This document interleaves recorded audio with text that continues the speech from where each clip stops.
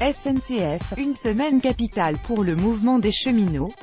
Le mouvement des cheminots va-t-il connaître un tournant, alors que la grève entre dans son 23e jour?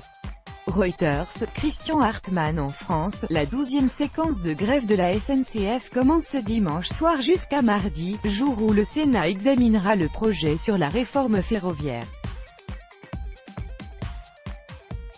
Si certaines de leurs revendications trouvaient un écho parlementaire, les syndicats UNSA et CFDT pourraient bien se retirer du mouvement.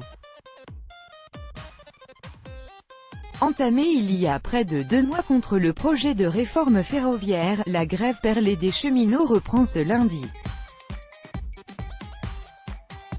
Malgré leur rencontre avec le Premier ministre vendredi 25 mai et des annonces gouvernementales, notamment sur la reprise de la dette, les syndicats continuent leur mouvement.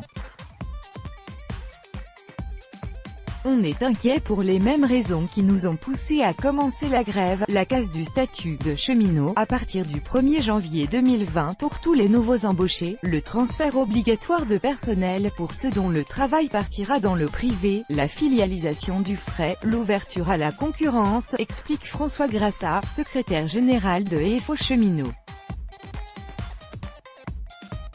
Il nie aucun engagement, si ce n'est sur la dette. Mais je ne connais pas un seul cheminot qui fait grève par rapport à la dette, poursuit-il. Le Sénat, qui examine dès mardi le projet de réforme en commission paritaire, devrait cependant prendre en compte lors du débat certaines dispositions demandées par les syndicats UNSA et CFDT. Le Premier ministre Édouard Philippe confirme que des garde-fous vont être mis en place contre une éventuelle privatisation de la SNCF et le président de la Chambre haute, Gérard Larcher, a promis d'améliorer le texte issu de l'Assemblée nationale. Ce sont autant de gestes en direction des syndicats réformistes qui maintiennent leur participation à la grève, mais semblent désormais pressés d'en finir. L'UNSA doit se prononcer rapidement sur sa sortie du conflit.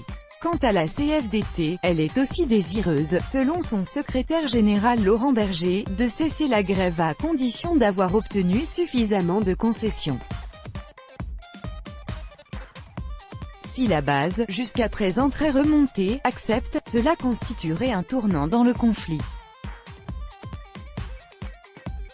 Car la CFDT cheminot représente près du tiers des conducteurs de train, indispensables au trafic. En attendant, les usagers prennent leur mal en patience. Mais selon un sondage, 58% jugent la grève injustifiée et 80% pensent que le gouvernement mènera la réforme jusqu'au bout. Pour ce 23e jour de grève ce lundi, la direction de la SNCF prévoit de faire circuler ce lundi 2 TGV sur 3, 1 TER sur 2, 2 Intercités sur 5 et 3 Transiliens sur 5.